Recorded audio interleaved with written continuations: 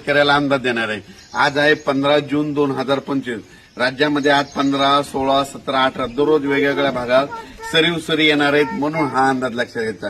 राज्यातल्या सर्व शेतकऱ्याला सांगू इच्छितो की ज्यांच्या जमिनीमध्ये ओल आहे, तुम्ही काय करा की जमिनीत पेरणीची तयारी करा। जमिनीत 1 फूट असेल तर तुम्ही पेरणीची तयारी करू शकता, म्हणून हा अंदाज लक्षात घ्यायचा। पण राज्यात सांगायचं झालं तर दररोजच वेगवेगळ्या भागात पाऊस चालू राहणार आहे, म्हणून हे अंदाज लक्षात घ्यायचा। सरी चालू राहणार आहेत, म्हणून सर्व शेतकऱ्यांनी सर्वदूर एखाद्या पाऊस पडणार नाही, पण भाग बदलत बऱ्याच ठिकाणी पाऊस चालूच राहणार आहे, म्हणून हा अंदाज लक्षात घ्यायचा। पूर्व विदर्भ, पश्चिम विदर्भ, दक्षिण महाराष्ट्र, उत्तर महाराष्ट्र, कोकणपट्टी, खानदेश, मराठवाडा या सगळ्या भागामध्ये वेगवेगळ्या भागामध्ये दररोजच पाऊस आहे।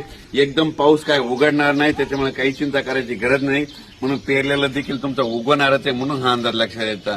आणि योगायोगानं आज मी नगरला जात असताना की मी काल लगेच याला बातमीमध्ये बघितले की वांजोळ्याच्या इथं वांजोळ्या या ठिकाणी सव्वीस पडली, तर मुद्दामून या ठिकाणी भेट द्यायला आलं आणि पाहू शकता हे वीज अशी पडली त्या कळसाचा झेंडा।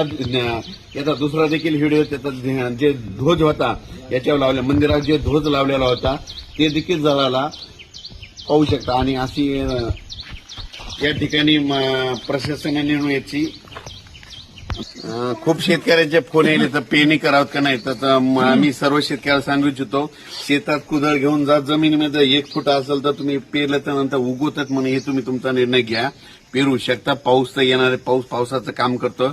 एकदम पाऊस असा उघडणार नाही, पण भाग बदलत पडणार, तर सरी येणार आहे, म्हणून हा अंदाज लक्षात घ्यायचा। अचानक वातावरणात बदल झाला तर उद्या एक लगेच निश्चित दिला जाईल। धन्यवाद।